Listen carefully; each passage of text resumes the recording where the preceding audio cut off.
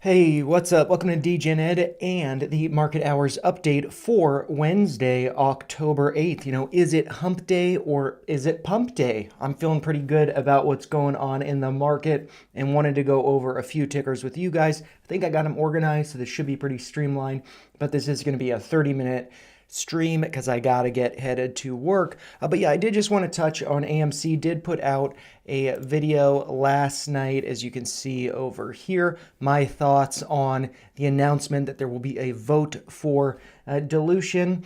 And, I pretty much just made that video for myself. Took about an hour to go over, really looking into the documents, going over some other perspectives online, and yeah, really just to break down my thoughts. And I uploaded it, was about to not post it, to be honest, because, yeah, I mean, I don't want to make people think I'm bearish or bullish, or, I don't want to influence people in that way. And so then I just made the title a little bit longer here, so it would maybe not catch on. And just to be clear that it's just a ramble, me going over my thought process, but actually with what we're seeing today. Oh, and while I'm over here, I will point out that there is this plug video I just put out. Pretty excited about that one, and also I enjoy the thumbnail. I don't know what you guys think. And yeah, LFG, what is up? So I'm just going to pull that up in the chat.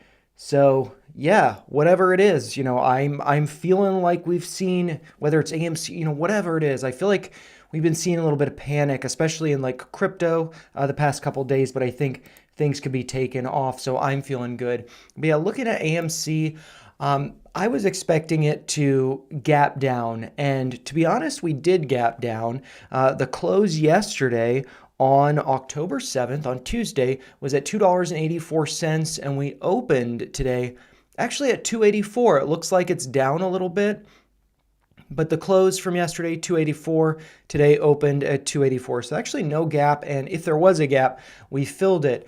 I was expecting us to gap below let's see, 280, which I had talked about that being important because that's been like the lows that we've tested over here. I want to put in higher lows. I want us to, basically be going with this doodle that I have here.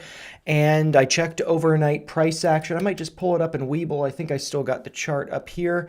Yeah, I'm going to remove my drawings if I remember how to do that here. And let's flip over to the 10-minute time frame. And so we can see the overnight price action dip down to $2.70. So that made me think things are not looking so good. But, whether it's overnight, after hours, or pre-market price action, take it with a grain of salt. Volume, as you can see here, so much lower than what we see during the day, during the market hours. So it can always be a fake out. And, also whenever there's some news, the first reaction, this is a saying, I believe, the first reaction tends to be the wrong reaction. And so we kind of got the sell-off. Maybe that's the bottom, and maybe we could be seeing, some really nice rallies across the board, not just with AMC, across the market, not just stocks, but crypto as well, into the end of the year.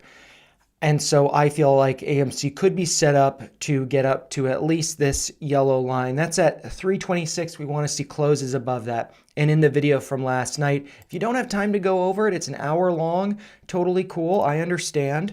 But I do think that it's, go over it whenever you want, over the weekend. It does give me more conviction, more confidence, because at the beginning of it, I didn't really start out feeling that good, but seeing the price action today and learning more about what we're going to be voting on. I think if we vote no, we're going to see APE 2.0. Somebody talked about that. If we vote yes, we're basically, AMC has a war chest then of cash by diluting our shares, which we don't want that to happen, but we want AMC to survive. So anyways, I don't want to dive too much into that. And, hopefully the plug video is good. But I also wanted to go over GameStop. This is one that's pretty interesting. I have to say I did buy the dip, not a huge thing or anything. But I had talked about in the last video that I did, since I keep pulling up stuff over here, I might just scroll to it. So this video, I go over the chart, options, and warrants from 11 days ago, 403 views. So thanks to those of you who have watched it. It's about 24 minutes long. I talked about price potentially coming down to 24. Others have talked about price potentially coming down to 22 or around 20. And so, I think that's something to consider. But if we do look at the low so far for today, October 8th, the low was $24.13. I had a limit buy order at 24. How did that get filled? If I switch over, I'm actually just going to remove my drawings for a second. If I switch over to the 1 hour, we can see, I'm going to have to fast forward to current time. We could see that the low here in the pre-market was, let's see, crazy, at 24.15. Oh, no, it must have been overnight last night, or not overnight, sorry, in the after hours yesterday. Yeah, it was right after market close yesterday. The low was 23.95. So that was cool to get a fill there. I don't have another buy order placed or anything. And, I'm not a big player, so it wasn't that huge. But, if we do come back below 24, I'd be happy to add more. So I think that's all good. And, yeah, so I just wanted to share that, and I did talk about 24 in, like I said, that last video, so it might be a good one to check out if you haven't seen it yet. But we are, excuse me, at the 50-day simple moving average. That's at 2408.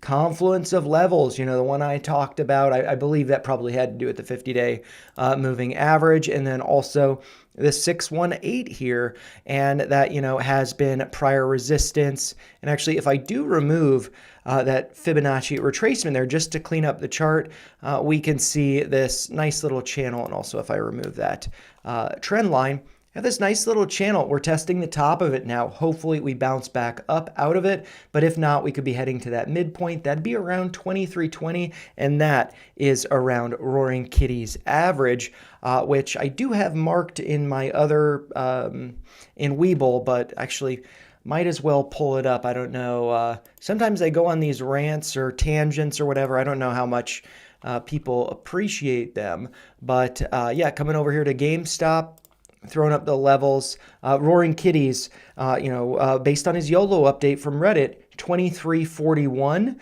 And so if we come down to 2341, that's going to be a floor. And also Colin Gladman's recently talked about this with Tesla, in that how, Elon Musk just bought like $1 billion worth of shares. That's going to serve as a floor. Roaring Kitty effectively did that with GameStop, and Collins talked about that. So if price does come down lower, I think we're at the time to be accumulating, not up here. So I think it's a great opportunity for us, especially if those warrants have a strike of $32. That means the board's expecting price to get up to 32. So I feel good about that. And then I also, since I did mention Tesla, did just want to touch on it here.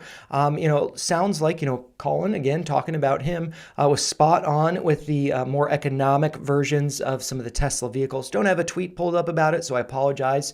But I think it's kind of an underwhelming thing. But it does look like, just like over here on October 3rd, last Friday, wick down, but it was bought up. Here, wick down, bought up. Volume is not done for the day, so we'll see what's going on with that. But really, it looks like we're just, consolidating here. And actually, volume has, been trending down with this consolidation. Also kind of a reset of that RSI. I think this could be breaking out to new all-time highs. So, I'm a Tesla shareholder, don't have a huge position, but I've always loved Tesla and Elon. While at times he can be controversial, maybe a lot of the times, but, it's just such an inspiration. And so I'm really, in love with this stock, with the company. And so, yeah. And then I think other ones that are on my list, I'm not exactly sure. I think Bitcoin, bouncing, this is kind of the inspiration for the pump day. Wednesday is not hump day. It's pump day moving forward. And actually, I keep saying actually, I feel like that little kid, who was at a carnival, he kept saying he was like on Ellen or something. He's like, actually, I don't know if he said actually, but I'm kind of in turbo mode right now. I apologize about that. But what I want to pull up is YouTube and to go over some of my subscriptions. And one of the ones that came out this morning. Some of the stuff on here is junk. You may not like it. I'm sorry about that. Oh, that's going to be this one from Crypto Rover. I might actually just share the link to this one in the chat so you guys can check that out if you want. If you're into crypto, he talks about how, some of his buddies, they went over the data on, basically Bitcoin's price action on a daily basis, what the average is. And they found that on average, Bitcoin pumps about 1% on Wednesdays. So that corresponds with Pump Day. And we're actually seeing that now up about 1.94%. And it does look like yesterday's dip. It was a dip buying opportunity potentially. And so I'm feeling good about that. Looks like yesterday's low on October 7th was at a price of $120,636.00 according to Coinbase. And now we are trading at $123,747.37. So I think that we're probably going to be putting in more all-time highs, and I do think that 200,000 by the end of the year is feasible, but maybe that goes into 2026. I definitely think 135 is going to be happening perhaps, I imagine, before Thanksgiving. But since I am talking about Bitcoin, I did want to also go over IBIT real quick. Again, a pretty big sell-off yesterday, corresponding with Bitcoin coming down. And I should note that IBIT is the iShares Bitcoin Trust ETF. You can see it in the background there. And that is BlackRock's Bitcoin ETF, IBIT. And so, as Bitcoin comes down yesterday on the 7th, not surprising to see IBIT come down. Looks like 3% yesterday, closed at a price of $69.13. That's a good omen. Also, closed below this yellow line, but now we're back above it. That's at $69.40. Corresponding with kind of like the consolidation highs over here, we're above that. So that getting flipped to support now, a really good look. And we had just put in all-time highs. And when something puts in all-time highs, it tends to, maybe pulls back, consolidates a little bit, but continues to put all-time highs in again and again. And, I do have some contracts with this November 21st expiration at $90 strike calls. I believe I'm green on them. They're not in the money because prices are around $70.36 now, but I have a lot of confidence that they will be printing. I did trim a couple days ago, and I plan on trimming more when the next levels hit. And since I am talking about Bitcoin stuff, and because I feel like Benjamin might be requesting it, I don't see him in the chat just yet. Hey, John, by the way, I see that you're there. Glad to see you with us. And I'm just going to pull up Mara real quick to just see what's going on here. This is one that, as far as the miners go, Mike Alfred, I've talked about him. He's pointed out IREN, ticker symbol IREN. Also pointed out CIFR. That one is on a massive tear today. Look at that, up over 11%. I bought some back on this little dip here. To be honest, just one share. Just wanted a little piece to participate, but didn't want to spread myself too thin at the time. And I was hoping to buy the dip the past couple, I guess, over here, but it didn't dip low enough to my level. So I just have that one share, but I'm just holding on to it, and that's cool. But yeah, I imagine this is just going to continue to go higher like IREN did, like BACT did, ticker symbol BKKT. And, he's also talked about IBIT, Bitcoin. A great person to follow, Mike Alfred on X. But yeah, so Mara over here, this one, as far as the miners go, has not really performed as well as I'd like. I think I have a $50 strike call that expires in January. And so I'm hoping to trim, and I could actually, I think the volume's on my computer, so we'd hear it if there was a beep. But just out of curiosity, checking my phone over here, that contract is at 86. It looks like I trimmed out of my Mara position, so that's pretty cool. I can actually show you that if you guys are interested.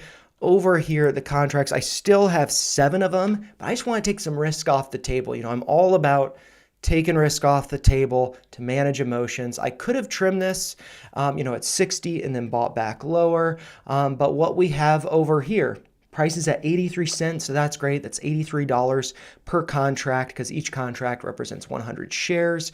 And I had been accumulating this. And I also do have some shares in Mara. And like I said, I still do have 7 of these contracts. My average price for this contract, the $50 strike call, it expires in January. You can see it in the background. My average price is 37 cents. So, I'm sailing pretty smooth.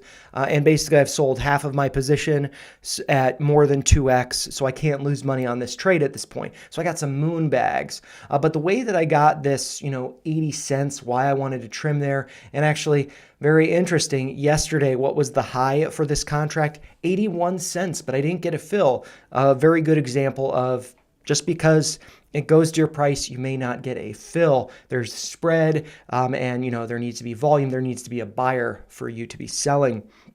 But yeah, with this, I just have fib extensions over here. So this one, actually came down to a lower low, but I didn't want to be expecting price to be getting up to like 95 cents or so where the cursor is. And so I'll be a little bit more conservative. I don't know how confident I am in an options contract because those can expire worthless, and I've definitely held them to expiration, and I don't like it. Contracts are risky. But over here, we got that 100% extension at 81 cents. And then I also did this other extension more recently, going from the bottom here to the wick high. On September 24th, and then down to that moving average there, which looks like it's the 50-day in yellow, and that puts, the 100% at 87 cents. So far, the high for this contract was 87 cents. So I could have gotten a higher fill, but I've taken some risk off the table. I think that is good, and I'm still holding some more for, to be honest, I don't know. Could this be going up to 130? Probably. That was the high, 131 on July 14th. But do I think Mara is going to be closing at or above $50 a share on January 16th when we can see over here that Mara is currently trading at 2078? I think betting on it closing in January above 50 is risky. And so that's kind of why I wanted to take that off the table. But look at this, There's going to be a link in the description of this video, of all of my videos, of the most recent coverage that I've done. And so if we look at Mara, I want to go to the channel over here. If I scroll down to the videos, what do we have here? I'm proud of this stuff, and so I got to share it. Over here, Mara, only 25 views. I'm going to actually zoom in on that. Let's see. And show you guys, just so it's a little bit clear. So right here, and then I'll pull back here so it won't animate. 14-minute long video, Mara breaking out, retest and launch, or just launch. And I had this same, you can see it right there, right shoulder, suggesting that we'd be going up to that neckline. And what happened? What happened if we look at the chart? I removed my doodle. Actually, no, I still have the doodle there. But we did. It just took a little bit longer. These things always take longer than we expect. But we're getting up to there. We're getting up to around 21.68. So I'm really proud of that. I'm glad I've taken some risk off the table. And now that contract looks like it's trading at 87 cents. So I could have made even more money. But that's the thing, we're like 100% of the time wrong. But I got to fill. So I made money, and that's all that matters. So that's cool. I wanted to share that. And then let's see. So I think Mara is going to be going up higher to 21, 22, 50 by January. I don't know, but maybe 26 up here. That seems reasonable. And that is in orange there. It's a fib extension from the head to the armpit and back down to the top of the shoulder, the inverted shoulder. So that'd be the bottom. And real quick, just going to go over ETH because I'm curious about it, and then I will open up the chat to see what John's saying there. Sorry, I'm on total turbo mode today, though. It's just been, the AMC video, plug power. I want to open up a GameStop power pack tonight. I got to go to work soon. I was doing some work outside. But yeah, with Ethereum, this is the Bitstamp chart. So when I did this recent video, hasn't really had too many views, 4 minutes long, but it's spot on. I also posted this on X, and that's what the video is based on. But yeah, got the dip over here, and now it looks like ETH is testing that 50-day simple moving average around, $4,400, and we are getting a bounce from it with price currently at 4,500. I think we're going to be seeing ETH at 8,000 by the end of the year. That was my ETH-ster thesis, and I'm sticking to it. And that was actually on 420, which, was Easter. this year. And so I think there's just so many good omens right there that I don't really take seriously, but you got to have fun. And I think this is just looking great. I think that we're going to be seeing more upside, but maybe this is a top signal that I'm wrong and because I'm getting euphoric, but I'm not euphoric. I'm chill. Just having fun. And so now I will catch up on the chat and let's see. John is saying, appreciate the plug video. Good looks. Yeah, so glad you appreciated that. And let's just check out the chart. I'm not really going to have too much to add to it, but I do recall that when I was recording that, this candle for today was green. Now it's red, now trading at 357, 56, and it was around 370. So I mean, I have no idea which one of these levels this is going to come down to. Maybe it does come down to 290. But, you know, I feel like it's one of those things where it's like, I have conviction it's going to come down to 290. And it's like, okay. And then it doesn't come down to 290. And then it's like, okay, I have conviction it's going to come down to 290 now after learning that in the past. But maybe it doesn't come down to 290. Maybe it's only 291. And so maybe I'll place some smaller orders to accumulate on the way down if in case it doesn't get there. And then it drops to like 250, you know, who knows? But yeah, I mean, I just think that this is lined up pretty well and it's cool to bring back the plug Power Ranger. I like that. And Grok is a lot of fun to make those images with. And so let's see, John's got another comment here. Meme ETF dropped today. I believe I saw plug is 10% of the weight in that. Okay, cool. Yeah, I remember doing a thumbnail for a plug video, which was, I think, from the Game of Thrones, was it, when there was the Tower of Joy battle, and the sword was going through the guy, and his Targaryen breastplate I made into a plug thing, and it was like something about meme stocks. But yeah, cool. Do you know what the ticker is for that one? Is it meme? Let's see. I'll just check meme. That would be funny. Meme, Roundhill meme ETF. That is pretty funny. Okay, let's check this out. Okay, so this looks like what happened up here. Roundhill meme ETF. Oh, did you mean it just dropped? Oh, I thought you meant they just released it, but let's see. It's down 74% today. And yeah, this... You know, lots of volume here, very small spread. So that would make me think there's divergence and that this is probably, you know, one to avoid in that sense. And I'm going to note this down that I'm going over meme. And then I did also mention CIFR just so, and you know, I also went over plug too. So I'll put those in the description of the video, although I include all of the links. Like I said, you know, all of the videos over here, the most recent ones, the most relevant ones, you know, I'm going to include in the descriptions of all of the videos. So it's easy access for you guys. And if there are any resources that stand out as well, just trying to make the channel a more useful resource. But yeah, this I would avoid. Because, yeah, I mean, it's like meme stocks by themselves are very speculative. The whole stock market's speculative. Meme stocks are even more speculative. And then a meme ETF it kind of reminds me of like the Big Short when there's like the derivatives inside of the derivatives and like the Jenga tower or whatever. So I feel like that's what meme is. But yeah, I don't know.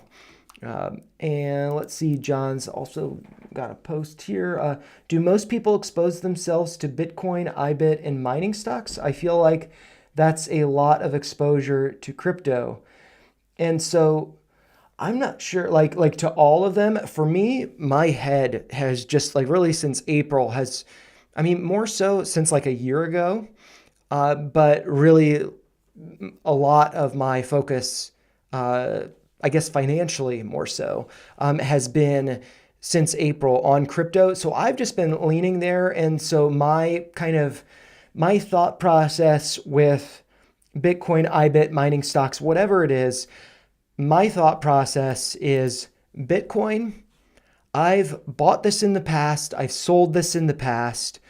Every time I sold it, I regretted it. This is something I have a lot of conviction in long term. I'm viewing it as a savings account or a retirement account, really. And so I don't want to sell any of what I'm buying. And it took me a while to figure that out because in the past, it's like, oh, I could like 2x this, thousands of dollars or whatever. And so I want to do that. But, I'd be chasing or whatever. And because I put so much money into it, I'd be emotional about it. What I've been doing, which I go over in the Crypto Corner Sat Stackers, and that's actually, a playlist that I update pretty frequently. Let's see.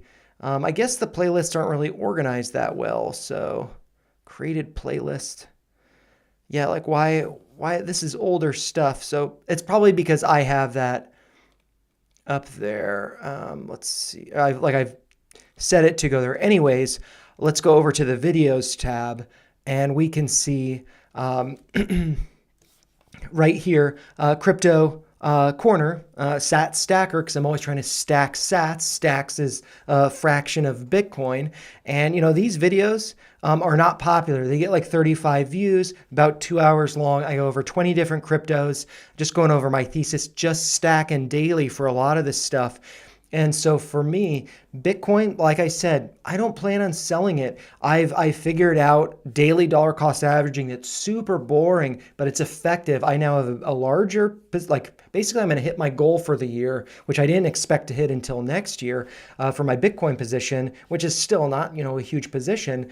But I don't plan on selling that. And so the way that I can get exposure to Bitcoin and or crypto without having the burden of that conviction and never wanting to sell, I can do that with, things like Ethereum, although with Tom Lee's involvement in it and Wall Street's involvement in it now, this being like the base layer for Wall Street and tokenization moving forward, I may not want to sell some of this, or I may want to trim out of it and leave some on the table, a moon bag, as Crypto Wendy O refers to it. I learned that from her 4 years ago, and it's, really starting to cement into my brain. But as far as like the other miners and stuff go, or the ETF here, I don't have any shares of this. I've just got that options contract, which I'm swinging. So I just want to be taking profits on that. And so that's just to make money short term. Bitcoin is to stack for my future. And then same thing with, let's see, miners. Mara, most of my exposure is contracts, and I think that miners can have more leverage than Bitcoin, whether that could be leverage to the downside or leverage to the upside. And I think that we're going to be swinging into some volatile moves with miners. And we've seen that with Iron and other ones, CIFR mining. I think that Mara has been lagging a little bit. I think Riot also was performing very well. Mara's been lagging. And so you can look at a lagger like Mara and say that it's a failure. I don't want to be in it. Or you can see it hasn't popped yet. There's a lot of potential. And so that is what I am looking forward to with those. So hopefully that's kind of an explanation of why I go over so many different crypto things. It's just to get different kinds of exposure, whether it's long-term, short-term, or leverage, or, speculative, like in the business of a mining company. And let's see. Excuse me. Sorry about that. Let's see. I believe the next one is from Nick. Oh, I've got to come back over here to pull it up. AMC, it looks like it's getting some pressure towards the upside. I know. To be honest, I put out this video. I recorded it. I wasn't going to put it out. And it's like, I need to do this just because it's like as far as the channel and how it's grown, I feel like a big sense of, obligation to continue covering this stuff, whether it's AMC, Plug, whatever. Tilray I used to cover a lot. But at the same time, if, it's bullish, everybody's happy. But if it changes, and this is, a change to the thesis, then, I want to just make sure I share my thought process. And because any investment for me, really other than Bitcoin, is, short term, because I want to be not only doing YouTube full time next year, but trading full time. And YouTube would be like a supplement to trading, not the other way around. And so I just wanted to be clear about that. I did place, I previously had a limit buy order at 280. I decided to remove that and up it to 290 for 10 shares, nothing crazy. And then I decided to, bring my share count to around $100 divisible by 100. so for selling covered calls effectively. I upped it to 20 shares at 290, and then I'm just like, I'm not going to buy anymore. I need to take a step back from it. Putting out that video, thinking about it, seeing that the low for the day, 279. I've got that green line marked. That's been an important level. I was looking for 280, but, rounding errors. And yeah, seeing a nice bounce up at 285 now. On the point of the orders, I decided to place another limit buy order, just 10 shares at 280, and that has not been filled. And so, yeah, but I mean, I'm not going to chase it, and I don't really want to be risking more than that because this is talked about in the comments of, the video here. But, I don't want to be throwing so much capital at this that I'm missing out on other things that, maybe I have more of a rounded thesis with entry and exit. Whereas AMC, it's something that, for a number of reasons, I really want to see it play out, but I don't feel like I can spread myself so thin throwing everything at this. Although, when it's below $3, that historically has been a discount, but also historically we haven't been at some of these lows that we were, hitting earlier this year. So yeah, I mean, I feel much better about this, seeing what's going on today. And I mean, I doodled this out in that video right here. I'm not adjusting that or anything. I'm usually off on timing with that stuff, or mins and maxes. Right now, it looks like I'm spot on. If we do go up here, that would be crazy. I joked in a comment, maybe it was on X, about being the AMC whisperer. And because I have been pretty spot on with like 280 in the past. And yeah, so maybe this ends up playing out. We'll see. But I think that it's going to be really important what happens in the stock price, not necessarily the company, but the performance of the stock the coming months. Because when we do vote on that, which, to be clear, I think we should be voting yes, because I think that if we vote no, it's going to basically force their hand to do like an APE 2.0. And so I think that if the stock starts to do this in the coming months, I think we could be on the road to recovery. If it doesn't, though, and we continue to fade, then it might be, another 46% or whatever drawdown like I talked about in that video. But yeah, let's come back to the chat. And then I do need to be winding this down here in a minute. So just going to pull up the rest of the chats that I see. John is saying, maybe I read the post-it wrong. I thought it had released today. Are you talking about AMC? So let's see. We can actually do a little experiment here so you guys can see this. I'm just going to mute my computer. You guys should still be able to hear me, but you won't be able to hear what happens when I click on this. It's probably going to be an ad, so I'm just going to pause that. What we can see in the description, I actually never look at these. That's kind of interesting.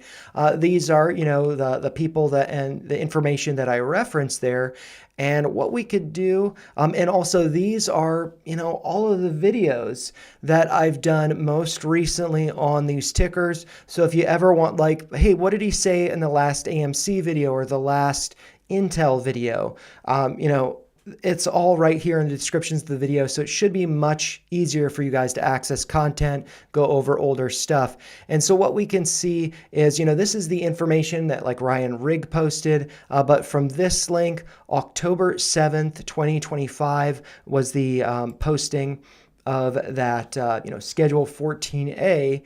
And what we can see scrolling down to this, we can see the Proposal 5 here, bullet point 5, was the to approve the amendment to our certificate of incorporation to increase the total number of authorized shares of our Class A common stock. And so this is like voting on being able to do what we did last December, but this is not taking the share count from 550 million to 1.1 billion. This is saying that right now we have authorized to be able to dilute up to 550 million shares. And right now we're, I forget, Ryan went over in his post, so you can check that out, but we're not at this total And so we can only dilute up to, have a few more $1 million basically. And so what this does, it gives AMC basically double the firepower of the shares that they can, or not double the firepower because really, I mean, we're getting close to zero. It basically gives them the authorization to, if needed, be able to dilute all of the shares to half of their value. But they're not going to do that right away. They're not going to do that all at once. They would do it incrementally. And so with us voting on this now, in all honesty, it's not a good thing because it shows that the stock is struggling, and we know that. But this way, it gives them a war chest, and we don't have to do another vote like this. If another vote like this comes around in a year, then it's like, yeah, I mean, we're just diluting too much. But then this is like, there's not going to be any more notices like this. There would just be announcements of, over the next month, we're going to be diluting this many shares to create this much value. And it's like, okay, then the stock comes down, but it's not going to be diluted to half its value. And by doing this, we are able to keep the share price up, potentially, hopefully, rather than if we had to do like a reverse split or something that would bring that would result in bringing the price or that would result due to needing to keep the price up. And so this is hopefully a better way to bring the price up, bring the value that's needed to the, or the capital needed to the board. So anyways, I'll rabbit hole and I'm already going 8 minutes over. And then, in regards to meme. Okay. So maybe I read it post wrong. I thought it had released today. Yeah. So I don't know enough about the meme ETF, but yeah, that's, I think, pretty much all I'm going to cover in this one. Maybe I'll do another stock video in the morning, but I'm going to try to do a GameStop Power Pack tonight. I might actually just pull up that tab if you guys are curious, and we can, let's see, I'm going to just adjust what you guys are seeing, and I might remove John's comment there for a second. So we can go here, and you guys should have the volume on. And let's see. Let's go into this just so you guys can see it. Sound on. Oops. Sorry if that was a little loud. But you guys should have the volume. Actually, there we go. Sorry, that's a little loud. I was, in and out, but you guys should have the volume. I'm all over the place. But they did just update the starter pack. So the value that you get, whoa. Oh, this is silver packs. Okay, for the starter, they just upped this. So the value here is $12 to $19 at a minimum for these starter packs. Risk $25. I got $100. I am going to open up a gold pack this evening, and I'll post that tonight. It might be kind of late for you guys though, and then depending on what I get out of that, maybe I'll open up a starter pack as well. But yeah, I might, let's see. I might just leave it up like this and say, as always, those are just my thoughts. If you found them helpful, make sure you like the video, share your thoughts in the comments down below, and subscribe to the channel for more streams like this. Going to try and do them Monday through Friday, whether during market hours or after hours. And, I'll be trying to do videos on top of it on a daily basis. But yeah, thank you so much. Hopefully you guys have a great rest of your pump day, and I'll see you in the next one.